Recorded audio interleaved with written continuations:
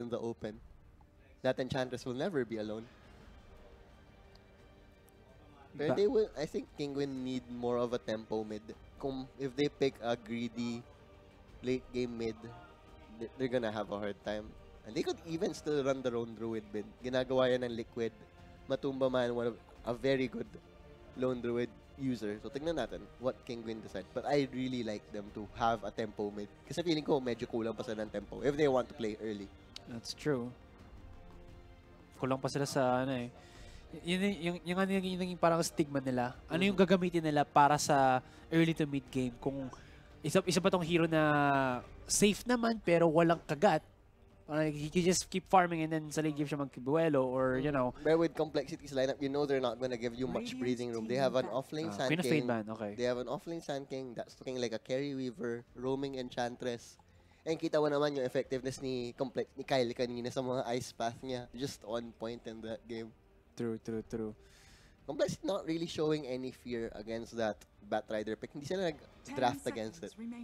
Let's see if it pays off or if it punishes them later on. Complexity I feel they can actually go for a Mirana then. Actually, yeah. MLS is, kasi kung ganito kasing tempo pick ka na, ang last pick mo would definitely be, I think, like something around the Mirana para lang meron kang MLS and then yung follow-up na CC or at least initial CC nung Arrow, nung Jumong, it's gonna be very devastating para sa Kinguin dito. Marami na siyang lockdown. He has a lot of lockdown to make sure the Sacred Arrow hits kasi meron ng Bird Strike, meron ng Ice Path. You have the Enchant. Exactly. Tapos yung weakness, yung naging, again, yung isa sa mga naging weakness naman ng Kinguin dito, I believe kahapon, was yung disengage nila yung Clockwork eh. True. Kaya nadurog sila nung, ng newbie. Pero Kinguin, Batrider definitely gonna go for the offlane. Tidehunter sana yung magandang pick para sa kanila pero they ban it out. Phantom Lancer. Not bad then. Actually, a good pick since wala pa sila masyadong AoE. Kinguin now picking a page from LFI sila naman yung nag-Dragon Knight ngayon. So, Nisha will be on that Dragon Knight, the 17-year-old wonderkind Polish player. Hello nga pala po kay Berto and again shoutout ulit kay Vil na bumubuo na ng kanyang gaming PC kaya malapit na rin siya mag-stream ng maayos. Malapit na daw siya mag-stream. Oo. So sabi niya, hindi na daw siya magsusupport ulit sa Dota kasi mid-player daw talaga siya. Ay, nako. Basta, kas muna tayo. May natin pag-usapan yan. Pero Phantom Lancer pick para sa Complexity. Anong sabi mo dito? I like the Phantom Lancer pick. Not a lot of AoE burst on their side. Yes, you have the Ice Blast. Yes, you have the Firefly.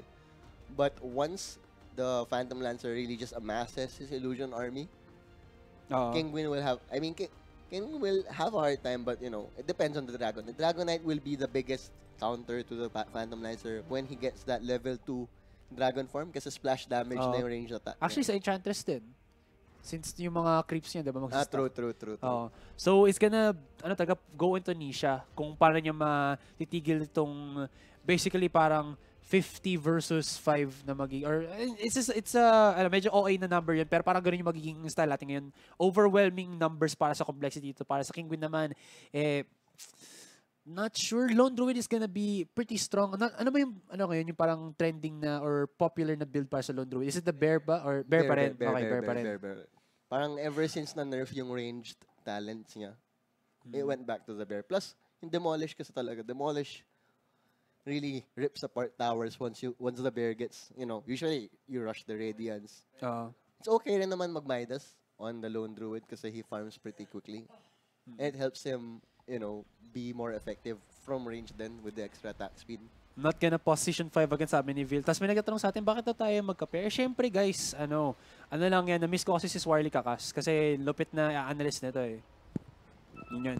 Okay, so ito na. Mag-rundown na tayo ng ating mga players ngayon. Complexity, Kyle playing on the Jakiro. Si Limpt as the Phantom Lancer. Chessy with the Weaver. Z-Freak, Enchantress. Mu, Sand King. And sa Kinguin naman? Sa Kinguin naman, that is Lisa on the Ancient Apparition. Kakor sa kanyang Clockwork. Nisha on that Dragon Knight. Exotic Deer sa kanyang Exotic Bear. Lone Druid. Tsaka si Patos. Ay, Patos naman. Na Batrider na wala pang sapatos. Nakasakay siya sa kailangan so, hindi niya talaga kailangan ng sapatos. Kasi malinis dapat yung likod nung sasakyan niya ng bat niya.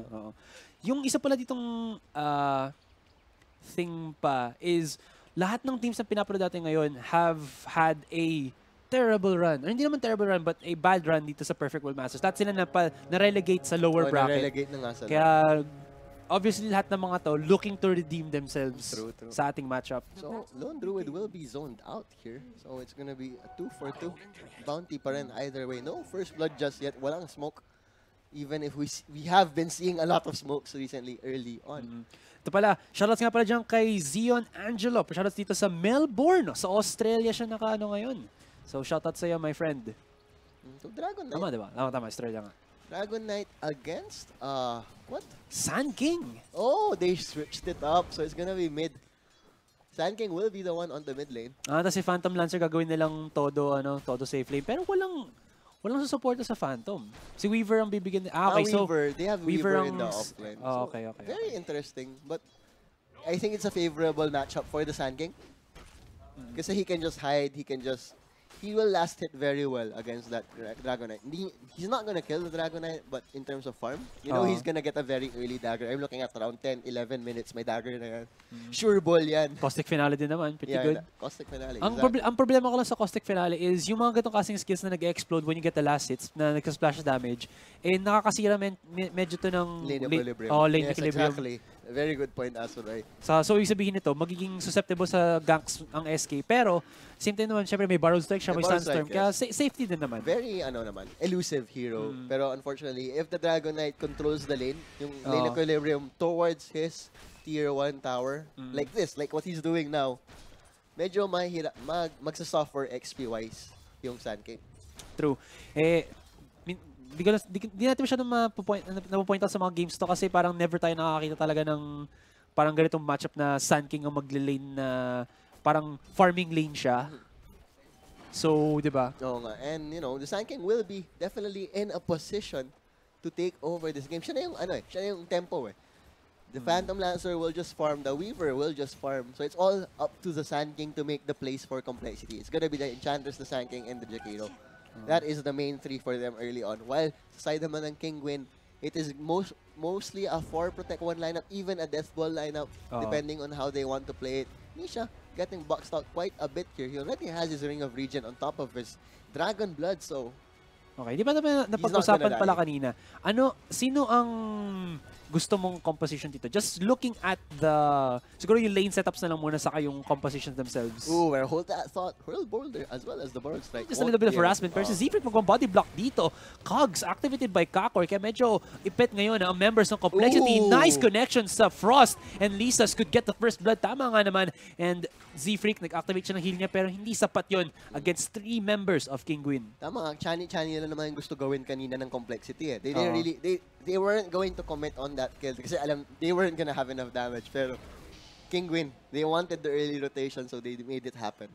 Pero di ba parang nung game 1 against Kinguin tsaka Newbie, di ba parang early game, Kinguin was winning, di ba? Oh, exactly. So, they're a very early game oriented team. The Penguins of Europe. Anyways, Phantom Lancer versus a Lone Druid early on.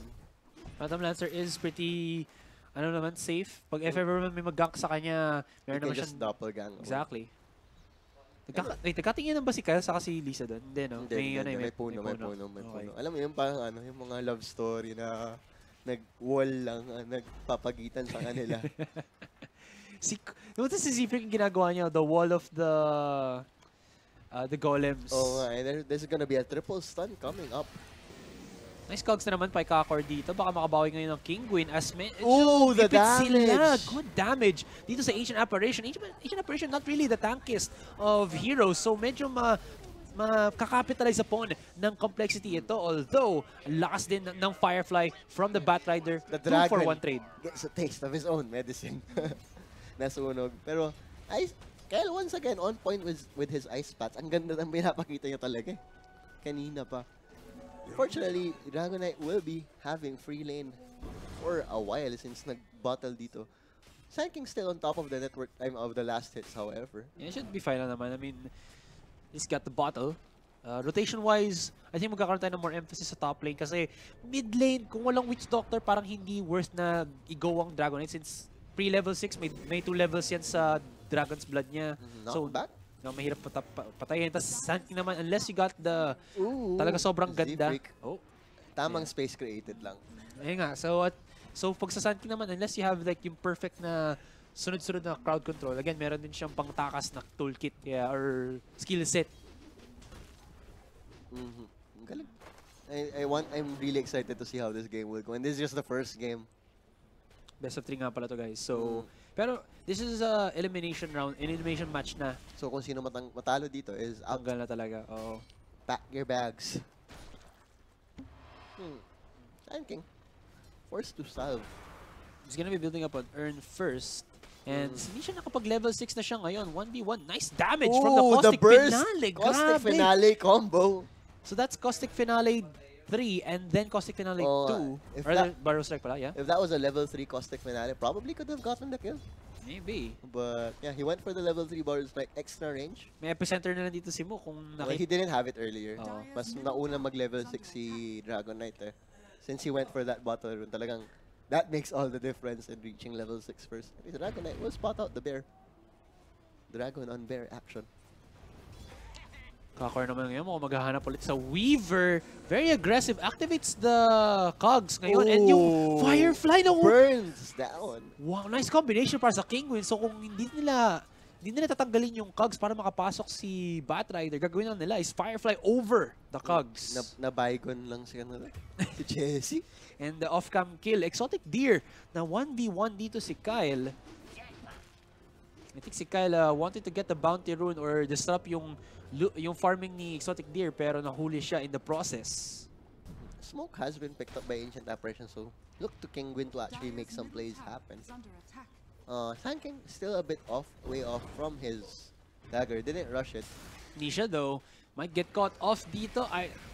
Dual breath. In a pretty bad spot. Wala siyang Sandstorm din. Only the epicenter kaya walang invisibility for the Sand King. And mahuhuli siya dito once again by Kinguin. Moves showing still a bit of off-lane mentality. Throwing his body early kasi he still doesn't have his farm. He can probably do that once he has his dagger na. Since he can just zip in and out of fights. Pero this early on, sayang yung early advantage na nakukuha niya.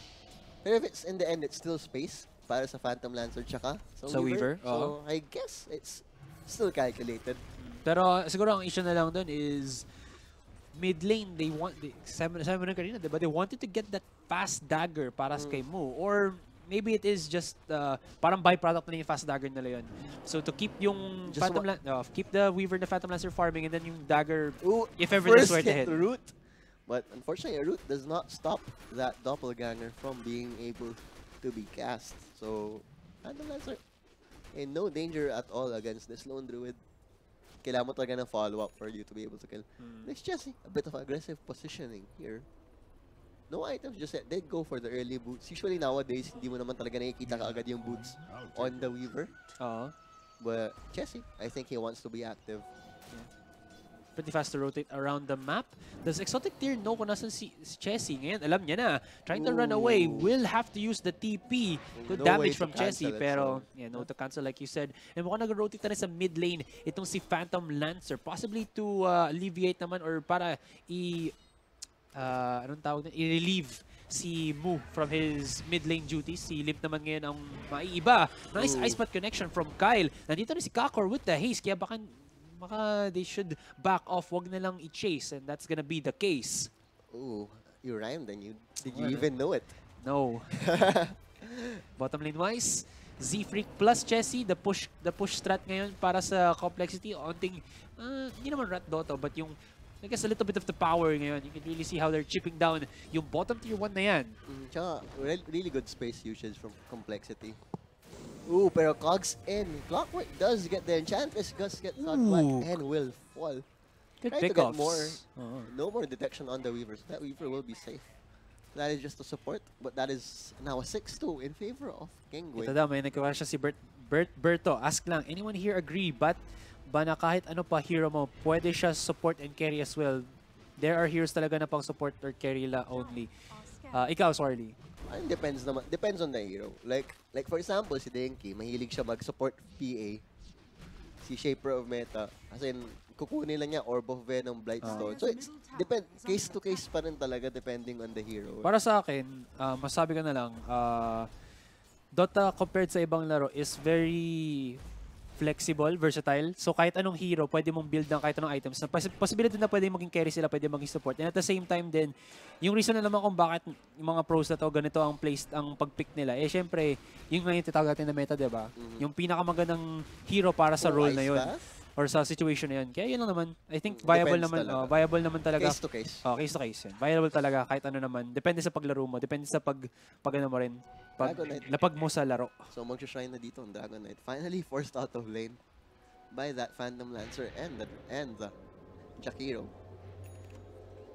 So item check na tayo. Tingnan natin kung what are the first big items coming out in this game. So likely the Blightstone of Weaver will transition into a medallion or Desolator or both. Why not both? I think Desolator would be the better one. Ang si Chessy gusto niya mag-early aggression, pero I would still suggest Desolator na lang para matunaw agad yung Bear pati si Dragon Knight at least later into the game or mid-game. Dragon Knight has the threads, Dragon Threads, has the drums and the Soul Ring. So kind of fat here, really can just sustain and do whatever he wants. That's true. Set for a good game, yes. Pero off-screen, yes, Dragon Knight does get the kill onto Limp. And ngayon, nag-rotate na talaga ng agresibo ang Kinguin. Knowing that they have the Flame Lasso for the Batrider, activate na nila to. Wala pa siyang dagger nun, pero nakakuha siya agad ng pick. Which is good. And 500 gold. So this is gonna be a very good timing. So magkaka-huge power level dito ang Kinguin. They have the Ice Blast is also up, but no nice timing on the sentry. Walang walang time lapse. Yung power ng Clockwork, one of the best counters against that Weaver. Sure, you have 550 movement speed, but just walk around in my circle. Kill zone mo. Oh, kill zone. Ano lang yan? Carry mentality lang talaga yan sa rank. Yun lang talaga yun. I think sa Southeast Asia yan talaga rampant yung carry mentality. I think it's all competitive online Southeast Asian games. Siyempre, madalas sa tao bored sa support kasi you roam around the map, It's not super fun, pero... It's not super fun. It's not for everyone. I mean, it can be fun in its own right. Pero syempre, gusto mo ikaw yung bida. Ikaw yung bida ng sarili mong kwento. Kaya ang ginagawa ko na lang, maghanap ka ng support na agresibo. Doon ka mag-enjoy. May mga ganun nga. I mean, ako minsan nagsusupport Chaos Knight ako. Support Chaos Knight? Support Chaos Knight. As in, okay. As in, bibili ako ng 2 mango early game para lang may mana ako pang 3 Chaos Balls. Ano nga ba yung ginagamit kong support natin na medyo kakaiba? And si Lecky, nagsusupport Axe. Pwede naman yun Pag gusto nilang todo pick or todo away agad.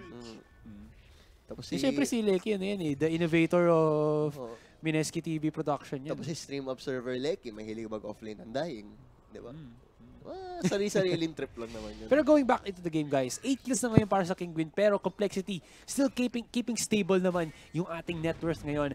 And I think that is due to because medyo matindi din yung free farm ng SK pati ni Phantom Lancer, pero on the opposite side of the spectrum, yung course naman ng Kinguin ngayon ang tumataginting na net worth 5756 para sa Lone Druid saka sa Dragon Knight. So yan daw, sabi ni Vil toxic. Pero si Vil, toxic din yan si Vil Mag-mid only na lang daw yata yan. Pwede mag-mid only, kaya nga versatility nga pinapag-usapan natin, Vil Kaya nga ginagawa ko na lang, hindi na masyadong naglalaro. More sa aral na lang ako. Discussions para sa Dota, tapos puro FPS ako. Kasi pag FPS, hindi yung... lahat kayo, pwedeng magpalit-palit ng role. Kung hindi technically, may parang support din naman sa Counter-Strike. Yes, yung utility, yung nader. Pero syempre, yung yan, pwede mong palitan every round. Kaya yung at least hindi kailangan yun na siya for the rest of the game. Parang ganun. Pero syempre, insight ko lang naman yan. That's true. It's all about flexibility naman. Tignan mo naman, like, maski naman sa LoL, diba? You have substitutes nga, diba? True.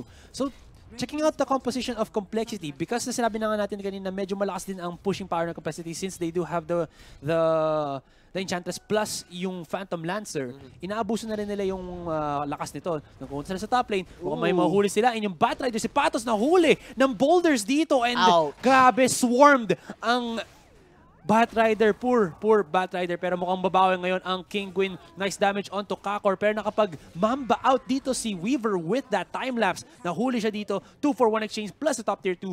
Good trade para sa Complexity. And gold lead finally going in the way of Complexity. Despite that, di ba kanina naka-lead pa yung... Kanina pa leading yung Kinguin eh. Pero it didn't look that way eh. Because they were losing control of the map. Yung aggression talaga. Alam mo naman, yung Enchanter's Army. Like you said, Enchanter's Army, Phantom Lancer, as well as the Weaver with that value, Blightstone. They're stunned, being committed. Ooh. Oh, out of the range! May sentry ward silang nilapag agad sa tabi-tabi niya. And no escape, no surrender, no mercy para sa ating Lone Druid Weaver. Go for the Midas. So he will get the Radiance in around 18 minutes, which is still gonna be a very good timing. Patos here onto the mid lane. Well, he does have the dagger now. Kaya meron silang pang pick-off ngayon para sa Kinguin. Complexity, simula pa lang na laban, nakala ko mag-run rampant ng Kinguin dito. Pero, like I said, Complexity have been very stable sa kanilang pag-farm. Tamang-tama pag-ko na lang. It's a bit of skip there, pero checking out our map, mukhang Kinguin na ngayon just trying to get the resources sa side nila ng mapa natin. Ooh, Firefly being committed. Let's see. Catches the Sand King. Yes, that is the Sand King. Saki might not be the best target dito kasi medyo brutal yan pag nahuli ka. Impetus connection. Oh, nice Ice Path. Nasusunog siya. Namatay sa Macro Fire yung Batrider. Not good at all para sa Kinguin. Dragonite, because of that Dragon's but able to keep himself alive for the meantime. Pero ito na, magre-re-engage na po ang Kinguin. Nice Mamba out. Uses the cogs para ma-push back. And si Imp or rather si Limp nag-push in. Doppelganger. There's the Duel's Breath. Nice, Nisha has to back away and nag-nuke na ngayon si Lim. Nag-wrap around pa ang ating Weaver. Sobrang agresibo. Ice Path into the connection. Nakikita siya ng sentry wards pero hindi kayang i-focus ng Kinguin ngayon si Chessy as every single member of Complexity is just battering in sa ating mid lane. Nice wipe. Actually, 3 kills. Pero they're looking to get that mid tier 1 and the mid tier 2 as well, Swarley. Thank you pa nga sinabi dito Nemo. Like, thank you for shouting that clash. Pero, yeah. It was Kinguin was actually making that initiation, but sila pa yung na ano eh. Sila pa yung na bitas eh. Why? Na-force staff pala si okay, kaya pala siya nakalis. Akala ko sa cogs? Oo. Okay, may force staff siya. Yeah. Kaya akala ko natamaan siya ng cogs para kaya nakalis siya. Thank you for pointing that out. So, ganda ng transition doon ng Complexity. They were able to at least get the mid-tier 1. Hindi na nabasag yung mid-tier 2, pero 3 straight kills yun. Ngayon, Complexity na nagkakaroon ng onting advantage against Kinguin. Kasi 7-10 lang, it doesn't really feel that way. It feels so much more in favor of Complexity at this point. And Phantom Lancer even getting a bottled illusion rune, parang made just for him. Pangdagdag asar. Dragonite, once that Diffusal Blade is up, wala na siya nang gagawa yung Dragonite na yan. Anyways, another Flaming Lasso being committed. Pero that is again the Sand King, not really the most primal pick para sa Kinguin dito. And here we go. Kinguin looking for an objective. Impetus connection on the Nisha. Kakor medyo out of position. Ice Path once again from Kyle just to secure that kill. And walang katakas-takas ngayon ang Kinguin Complexity. Able to get that yung kanilang parusa dito sa Kinguin as Kinguin medyo mahilig masyado mag-pick ngayon, mag-force ng picks, but Sand King really not the best pick for the Batrider. At nag-headset problems daw dito ang Complexity, so gonna be a short break. So habang wala nangyayari, magpabate na kayo. Kung gusto niyo magpabate, Twitch chat. Nag-uusapan pa rin nila kung ano yung pwede daw gamitin ngayon. Ay, yung mga versatility. Actually, dati gusto kong hindi ko na-tripan yung Lion Mid kasi parang naglalaro ako ng Dota, gusto ko yung hero na ginagamit ko maangas yung itsura. Okay. Kaya nung dating pa to, before pa hindi pa super sikat yung Dota 2, nung Heroes of New Earth pa, ginagamit ko yung equivalent ni Lion sa Heroes of New Earth, si Van Helsing, si Slayer. Si Witch Slayer. Tama. Witch Slayer, oo. Tama. Kasi ang angas ng ano niya, yung silver bullet. Yung finger niya, silver bullet. Tapos pag namatay siya, pupunta siya sa coffin. Lupit eh. Oo nga, parang hindi ka masyado malulungkot eh. Oo. Pag mamatay ka. Si Taywolf Bumira, pabati po from Australia. Salamat. Magandang tanghali sa iyo man. Kung hindi pa nakakakain ng iyong lunch, please do. Nagpapabati daw si Valkyrie #1 daw. Valkyrie #1. Saka si Deadwood. Actually, Deadwood, sobrang lakas na hero yun eh. Sana i-import nila si Deadwood sa Dota. I mean, tingin mo kaya yung pwede kang magsira ng puno tapos may Deadwood Punch pa na nag-steal ng strength ng kalaban Ang lakas nun. ni Deadwood eh. Sarap sana eh. May strength reduction pa yun, di ba? Oo. Yung Haymaker. Pero, strength reduction pala. Kala ko strength steal. My bad. Okay. Pero diba, ang saya sana niya. Kasi level 3 pa lang, pwede ka na mag-gank ng sobrang lupit eh. Meron din siyang roots eh. Oo nga eh. May CC siya, may pangtakas siya.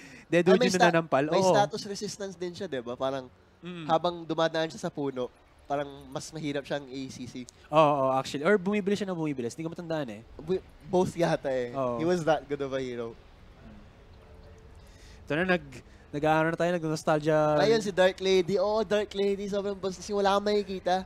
Yung right around you lang yung... Saka yung combination ni Bounty Hunter saka ni Sniper si Scout. Oo, yan o. Tinan mo. Silver Bullet plus Staff of the Master. Yan. Very lovely combination nga yun. Oo, di ba? Sarap kaya nun.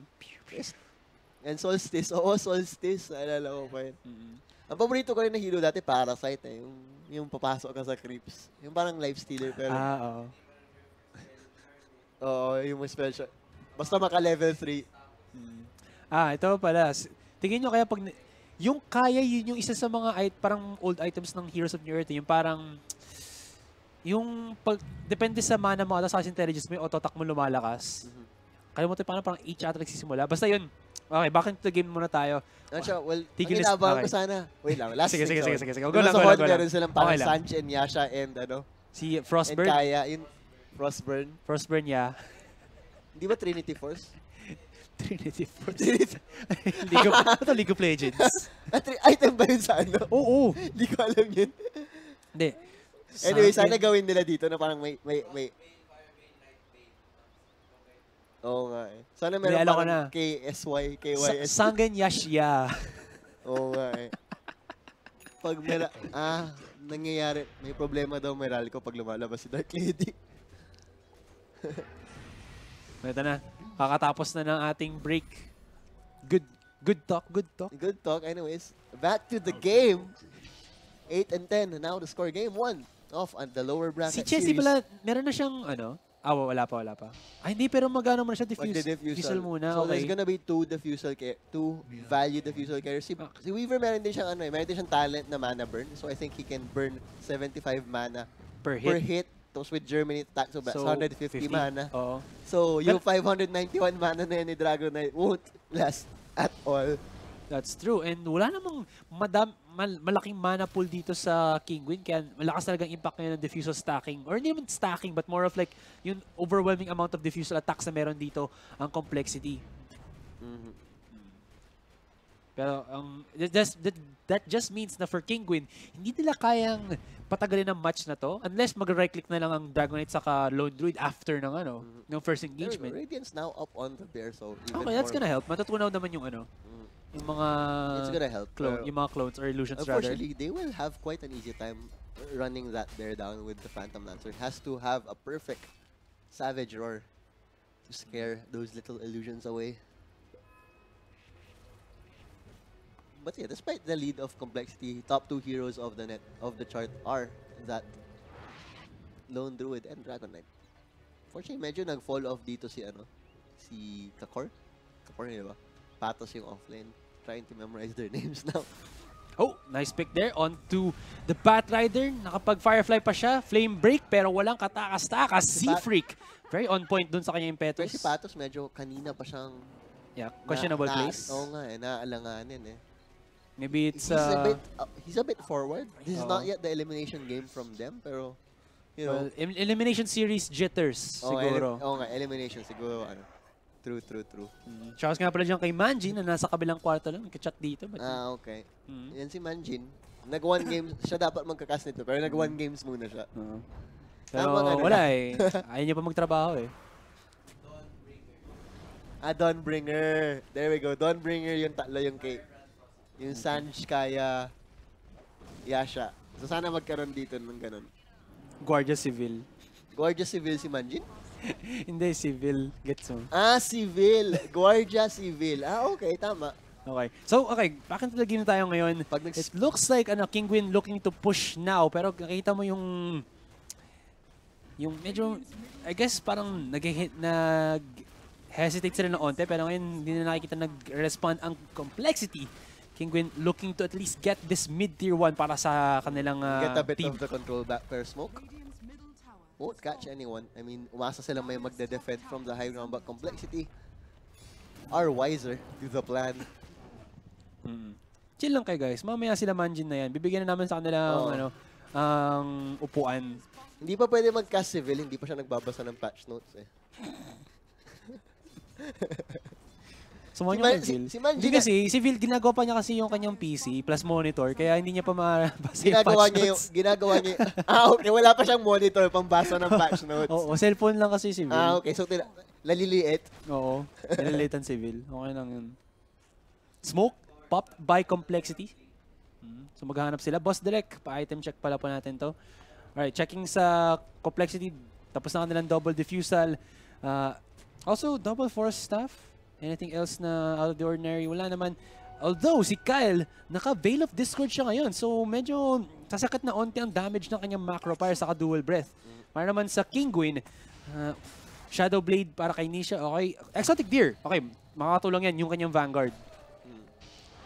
So, naalala ko, pinapag-usapan pa rin nila si Vil. Si Vil kasi, si Wraith King, meron nang ginagawa yung third, yung passive niya, yung Mortal Strike. You can activate it to summon skeletons.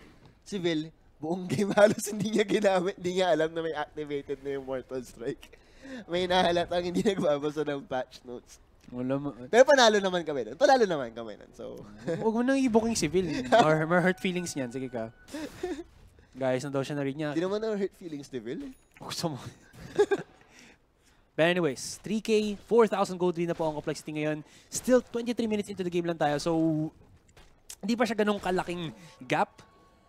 That's very negligible na naman. And still, ang pinakamataas pa rin sa net worth ng game natin is yung cores ng Kinguin. Yun ang Lone Druid pati Dragon Knight. Although, medyo madaling ma-chip off ng complexity ang other members nila. Well, they able to spot out, catches the Weaver though. Pero walang pang follow-up sa mga kapag time-lapse siya. Pero, the dust is there. There is a TP again. Flame Break. Not Doesn't gonna cancel. it anymore. Okay. Clockwork just a bit too far away for that hook shot. Sadly enough. Lone Druid still staying on top of the network chart though. So for the meantime, ang playstyle ngayon ng complexity, they don't want to take the fight muna sa Kinguin ngayon. They're just trying to get as much farm as possible. Para sa iba, sino ang late game heroes natin? Late game, I like Kinguin's lineup more. The Lone Druid and the Dragon Knight, they scale very well, but there we go, Patos. Interesting. Once again, gets picked off. They know na naka-Shadow Blade si Nisha dito, kaya nag-activate agad sila ng Dust of Revelation. Pero nandito na rin si Phantom Lancer. Look at the damage on the cutter. Wala ka katakas-takas dyan. Mag-tipi ka pa sa harapan niya. That is the power of the diffusal blade. The power of the diffusal and the illusions. Plus just kung gaano kaswag ang ating Phantom Lancer ngayon. And yung Bear, oh no, magiging extinct ang Panda for just a couple of seconds as hinahataw siya ng lahat ng members of Complexity dito. Wala siyang pambalik. And that's gonna be the last hit for Z-Freak. 300 gold na mapupunta sa kanyang bulsa. Kasi Phantom Lancer and Weaver, I mean, yes, they are good late game heroes, but pag super late, talagang Lone Druid and Dragon Knight can easily take over. Lone Druid can basically build 12 items. Isa pa, anim para sa bear niya, anim para sa sarili niya. Pero I don't think this game is gonna reach that long. Yeah, for sure, abusuhin na ng complexity yung yung Phantom Lancer nila na medyo nag-ramp up na ngayon. Also, almost into the Manta style na rin from the looks of it. Good key item coming out from Mu now. Does have his pipe of insight. So, team fight just got better para sa complexity. May kalaro. Okay. That's true. Gonna help absorb yung damage sa Batrider na Firefly pati yung Ice Blast. So let's see. They might smoke up. Sandstorm duration pala para sa Mu. Oh, yan yung sasabi ko yung naka-Velo Discord na si Kyle kanina. So parang even more damage talaga. Exactly. Sila may amplified damage tapos Kinguin. Ay, tapos may pipe pa. Opposite side of the spectrum, mukhang parehas sila nang naisip na mag-aggressive ang Kinguin sa bottom. And Weaver will reach the tier 3 faster though since tier 2 is still up over in the bottom. And papatay na itong tier 2. Grabe, Phantom Lancer mid mag-isa and then yung ibang members ng Complexity nasa taas. Although, wala pang kumukuha ng Roshan dito so wala naka-aegis sa lahat ng players natin ngayon. Kinguin. Kailangan nila mag-maingat. Si Kyle mapupush back lang ng Cogs pero grabe ang damage si Chessy ngayon. So base race ang nangyayari. Kinguin going for the push sa bottom lane while in the top lane naman Complexity ang mauuna dito ang Germany attack sa Weavers is a bit too good para sa Complexity and mababasag ang mga barracks sa bottom lane naman. Kaya ba? Yes, 1 for 1. Oh, it's gonna be a 1 for 1. Mag-back na ngayon ang Complexity. Actually, 2 for 1. And mukhang mag-rotate pa sila sa mid lane. Acropire activated para sa Jakiro. But I think that is a pretty good deal para sa Complexity. 8,000 na kanilang gold lead. Complexity pushed a bit faster thanks to that Alpha Wolf. Sobrang value. Pero Patos gets caught out. Gets netted up by that Dark Troll. Will be able to fly away eventually. Interestingly, ayaw maglaban pa. The lead of Complexity keeps growing at this point. Phantom Lancer now ahead of that Dragon Knight. So, medyo nahihirapan na sila dito. May twitch na yung pusa ni Akio. Si Diabolus. Nandyan. Saan? Yan o. May twitch na. Ah, yeah. Yun yung sabi sa Aki eh. Si Diabolus na gano'n na daw. Sinusuporta galing dala sa bahay nila. Nagda-twitch shot na siya. Oo. Marunong na. Magaling na pusa. Di pala galit sa mundo. Diabolus.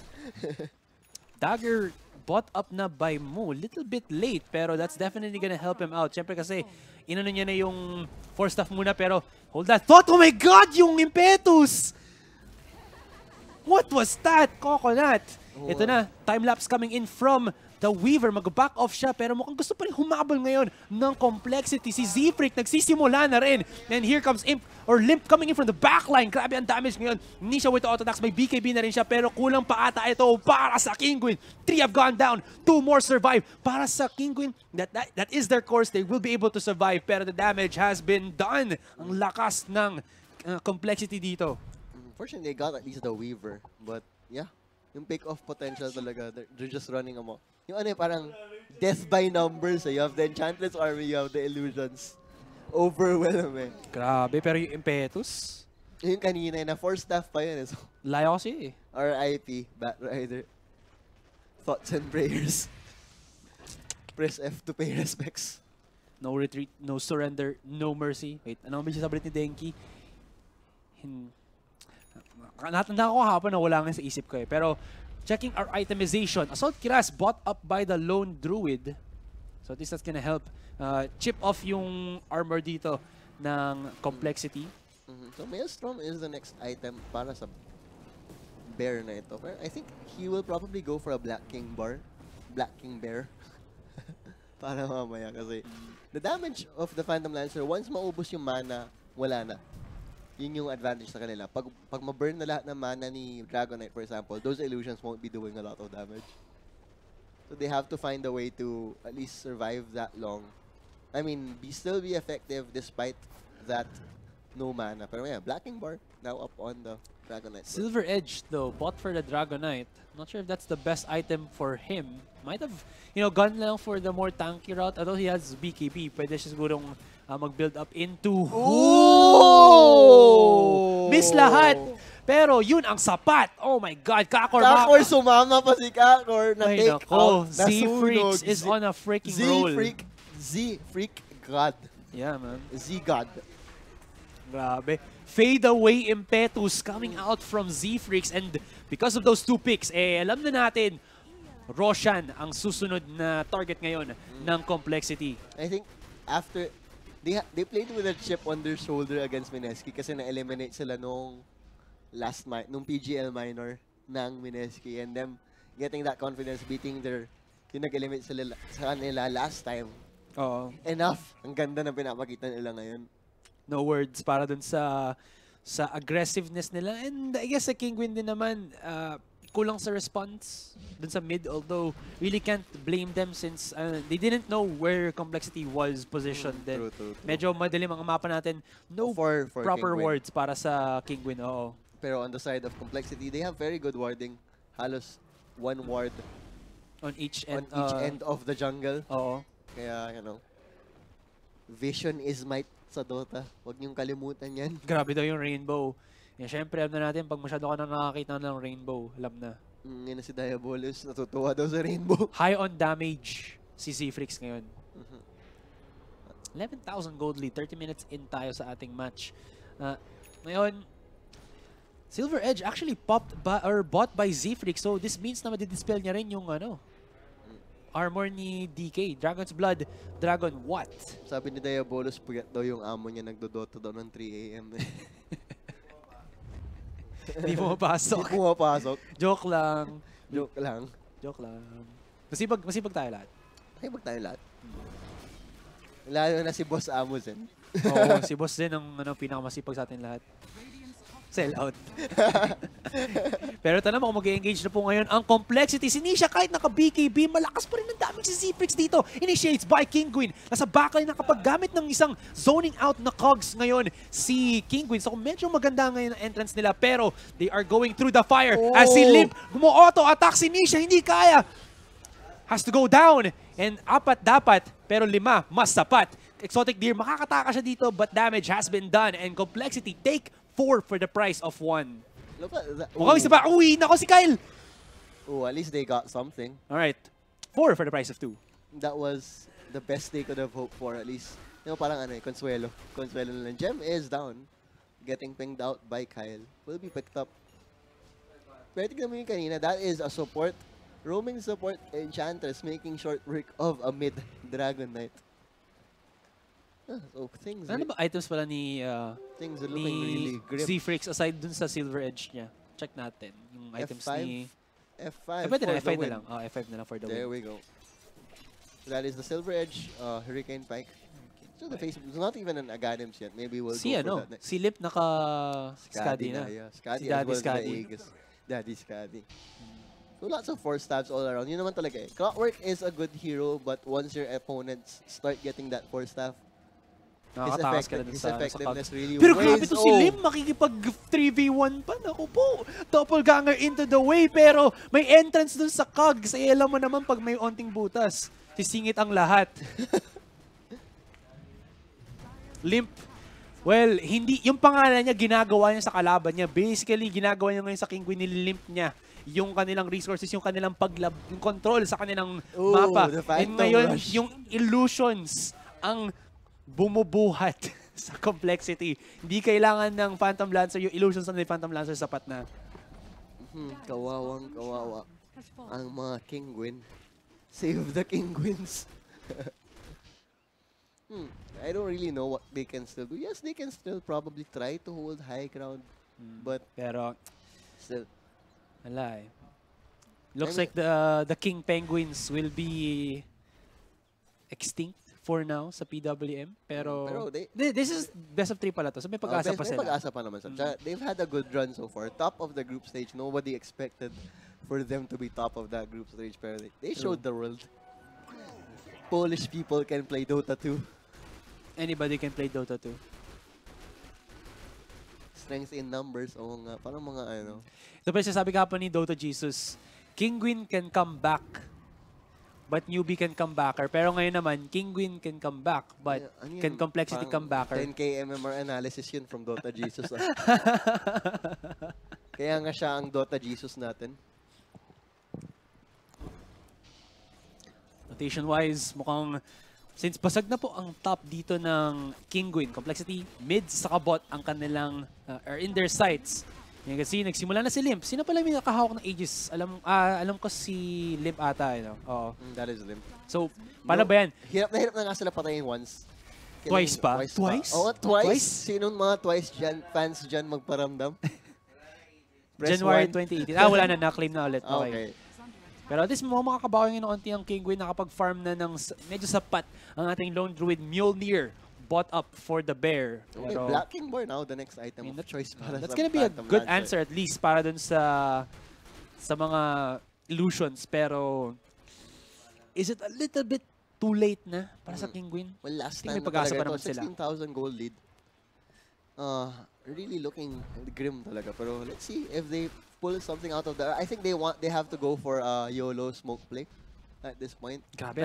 Try Ano yung kinuha palang talents ni dito, ni Limp? Patingin po. Yan, 4+4 max. Just to push. Pero hold that thought. Flaming Lasso being committed onto the mid lane. And alam nila na nasa top lane pa yung Phantom Lancer. Nakasama na siya sa gulo ngayon. But they do find Seek Freaks dun sa kaguluhan na nangyayari dito. That so was good. exactly what they needed. The smoke working out well for them. Pero ang daming ginive dun ng Kinguin just for the one pick-off. And at least, hindi na-push back nila for the meantime ang complexity. Oh, true. And that was a 2K gold swing. For a support, a 2K gold swing for your whole team just goes to show how much of a lead complexity has built up for themselves. Ito daw, pag umabot pa daw ito ng 45 minutes, may pag-asa pa daw ang Kinguin or talo daw ang complexity. And we do agree, pero we'll see muna kung kayang maabutan yon ng Kinguin. Roshan still a ways off, I think, at this point. I think A couple of minutes. Complexity want to really go for that Roshan, then they can just wait. You know, don't push the issue. Just make the safe play. Kasi sabi nga ng mga coach daw sa Dota, if you are ahead, that's when you play safe. If you are behind, that's when you make the YOLO play talaga. So let's see. Na-eliminate din pala si Kipsul na. Wala na si Kipsul kasi siya na yung coach ng Vega ngayon. Just in case you guys didn't know, yung dating coach ng TNC Pro Team. Vegas Squadron, right? Yep, Vegas Squadron, who were eliminated earlier today by... Gisip ako ng rhyme dun sa sinasabi mo eh. Radiant are scanning. You wanna know which one? Yung if you play from ahead, don't be dead. And if you play from behind, well, just go and grind. Ooh, pwede na. Pwede na. Hindi perfecto, pero... I give it 7 out of 10. Work in progress, work in progress. 7 out of 10. Oh. Pwede na.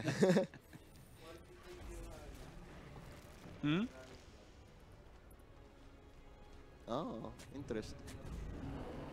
Okay, so kumukuha sila ng mga talents for gold income. They want to at least try and hold this game as much as they can. That's true. And pero ang problema kasi when doing this, yung parang sobrang drawn out game na umabot ng 60 minutes, you're just grinding it out, farming. It kinda hurts your morale if you lose it. Saka ito din pala yung other thing na yung Roshan will be up very quickly. Soon. Okay, yung complexity pala, tatlo ngayon ang kanilang heavy hitters. Yung Phantom Lancer, Weaver, saka Enchantress. Which wasn't supposed to happen kay Z-Freaks, pero nangyari pa din. Pero ngayon sa Kinguin naman, just the Lone Druid and the Dragonite. Bad Rider can stack yung kanyang Firefly plus yung siguro yung Sticky Napalm niya. Pero I mean, it's not as good as what Complexity has. Yun na lang. Enchantress is level 20. Ano yung talent na kinuha ni Enchantress? Enchantress talent was... Oh no. Boss off. Sige mamaya. We'll see it. Pero tignan mo natin to sa mid. Mga nagsastock na ng onte. Yun nga, sabi natin, since the Mjolnir has been bought up for Kinguin, or rather more specifically dun sa Lone Druid, yung Mjolnir tumutulong ngayon para ma-wither down yung mga illusions, which is gonna be very helpful. Meron mukhang maghahanap na ngayon ng engagement. Ang Kinguin, there it is. Nisha going in. Nice stun connections. And mamamatay una ang ating Sand King. Bad Rider already using the ultimate. Good pick off. That is one of their best initiators on the side of Complexity. And yes, na-eliminate na po ang Vegas Squadron. LFY will advance. Oo. Si Nostra medyo yan medyo 50-50 sa sabihin sa Nostra. Pag gusto niyang totoo sabihin niya. Pero pag gusto niya manloko. Kung ano man trip ni Nostra. Diba? Oo, yun. Walang trip ni Nostra basically. So, kami magsasabi ng katotohanan. Oh, Boots of Travel on this Jakiro. Tinan mo naman, 10,000 net worth on that Jakiro ahead of the Bat Rider, Clockwork, and Ancient Apparition for a hard support Jakiro. That is impressive from Kyle. Champion ba daw ang newbie dito? Yes or no? Tignan natin. Guys, may sinabi na nga ni Denki, Nostra niya na daw kung sino man nanalo sa TI8. Newbie 2018. Newbie daw TI8, sabi ni Denki. Ngayon pa lang daw, you heard it from him first. The shaper of meta. Tama ba? Yun yung parang trend daw sa TI, diba? Every other year na nanalo ng championship ang China. Diba? Tapos pag next year, other region. Oo. So, alternate siya lagi west and east, east and west. So yan natin. Ako naman, I'll go for a different route. Feel ko mananalo hindi China team. Pero pinag-isipan ko pa sino yung route ko for this year. Malay mo east pa rin. C team kasi ang mananalo. Kasi last year ang niroute ko Virtus Pro eh. Okay. Dahil kay Ramses. Pero, tignan natin ngayon. Complexity, magsismoke play din sila. Laban dito sa Kinguin. And alam na natin kung mangyayari. Nagkakitaan sila. Oh. Limpo mag-uuna dito. Ice Spot connection. Onto the Dragonite. Oh no, sumunod pa. Ang Barrow Strike dito. Nag-stack na ng epicenter. Where is it gonna come from? And here is Kinguin. Makikipagbatawan. Nisha still alive dito. He's trying to survive for as long as he can. Mu actually pushed back. And now, 2-for-1 or 3-for-0. Ang nangyayari ngayon sa ating exchange, epicenter pa sa mukha ng Kinguin. Lone Druid trying to TP away. Ice Spot only 1 second late. Pero Complexity depleting every single member except for the one ng Kinguin dito plus the Roshan. The high ground advantage talaga eh. Tama naman talaga si Obi-Wan eh. You don't push. If someone has the high ground, you don't fight them. Sobrang minsan lang mananalo sa high ground. Oh, minsan lang nga. Anyways, pababati daw. Ano yung kinuha na last na Phantom Lancer? Ay, nako po. 30% times. That also works sa illusions, right? Oh, there we go. Naka-ancient. Okay. Yan na. Okay. May dragon na sa Enchantress. Okay. Let's see. Meron ng How to Train Your Dragon. Si si Toothless. Si Toothless. Na adult black version. Black siya, Adult version. Sige, may tayo gagawin ng shoutouts, guys. Oh, sige. Medyo mukhang matatapos na tong game na to. Last stand na to ng Kinguin. Limp nagsasolo sa bottom lane. Grabe, wala na siyang pakialam sa nangyayari. Meron siyang ages eh. I think yung, sino ba kumunang cheese? Si Fix ba? Or yung Wala. I think si Weaver. Okay, so Weaver. So they're still giving Weaver as much breathing room as possible. Nice 3-man ice spot from Kyle. Grabe ang positioning nitong Beastmaster tuloy. Itong Jakiro na to, siya ang tunay na taga Dragon Master. Oo, yan na naman, ice spot na naman sa dalawa. And ito na, i-engage upon na ng Complexity. Once again, look at the damage from Limp. Auto attacks all day long, mga kaibigan. And he is going non-stop kay Nisha. He has the Aegis of Immortal. Wala siyang pakialam kung low HP siya. Na-pushback siya dito ng Cogs, pero hindi pa rin kakayanin. 3-man connection with the Barrow Strike from Mu. And still, Complexity will not be denied. Patos, isang auto attack na lang. Naku po, napabagsak pa siya. And this is disaster para sa Kinguin. Oh, wow. One more attack. Yun, tapos. GG. Nag-GG call pa sila. Tapos na ang lahat. That was a very clean match from Complexity, I must say. Talagang rotation sila paying off. My personal MVP would definitely be Z-Freak. Sobrang nag-step up siya. His rotations from an early point were really good. Tapos, in the late game, nakakaya niya yung Dragon Knight. Yeah, wala. As a support player. That is ridiculous. Para sa akin, again, unsung hero na naman ako kay Kyle ulit. Kay Kyle ulit. Diba yung... Ang ganda ng mga ice path niya eh. Diba, kailangan na niyang iban yung Jakiro ni Kyle. Jakiro ni Kyle. Nakakatakot eh. Jakiro ni Kyle. Kyle is godlike. Diba parang? Exactly. So ito po, shoutouts muna tayo sa mga viewers natin ngayon. Kay Albeb, na nanonood sila sa taga-UP na nag-Dota daw. So shoutouts din sa mga dyan, yung UPGG, yung gaming guild ng UP. Oo. Sabi ni JV, E-Home TI first 2-time champion. So, we'll see. Phantom Cancer talaga. Phantom Cancer. The Cancer Lancer. The Cancer Lancer. Oo. If-apply natin yung Curse of the International, malabang LFY na magka-champion if hindi sila magpapalit ng lineup TI8. Sabi ni Bert Berto. LFY? Interesting. Actually, feeling ko rin newbie. Pero if it was an Eastern team, maybe even a C team, malay mo, Mineski, who knows, no bias.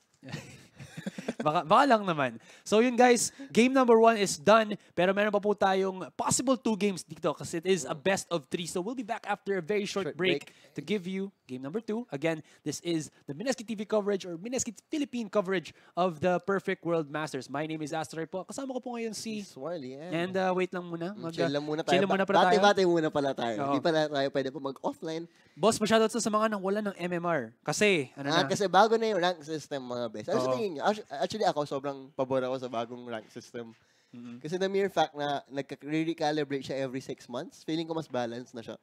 Lalo na yung mga, kunyari, mga account buyer, kahit paano. Para sa akin kasi parang mas gusto ko na yung may, may divisions na. Kasi parang parang rank up siya. Hindi kagaya dati na ELO base or MMR base siya. Na medyo wonky para sa akin. Parang siya, grindy usually ang MMR. Oo. At least pag pag medal base, you can So, Adjust, sino daw adjust. ang susunod na caster? Wala po. So, Wala. manonood lang kayo ng game na wala nagsasalita. i-review lang po namin. The jokes lang, I think, nandiyan naman si Quiddy sa si Manjin. Nandiyan na si Manjin, so Oo. naka-1 games na siya. So, Naka-one games na siya. nakahanda na siya maglaro. The jokes lang, nagtrabaho siya, guys. Nagtrabaho yan. So, sila susunod ngayon. So, again, we'll be back for game number 2. Tingnan kung matatapos na to ng complexity or Kinguin. Makaka-comebacks ba ang mga King Penguins? Oo nga. Let's see if they are the comeback Kinguins. Okay, so guys, be sure to stay tuned and we'll be back after a very short break. So, see you in a bit.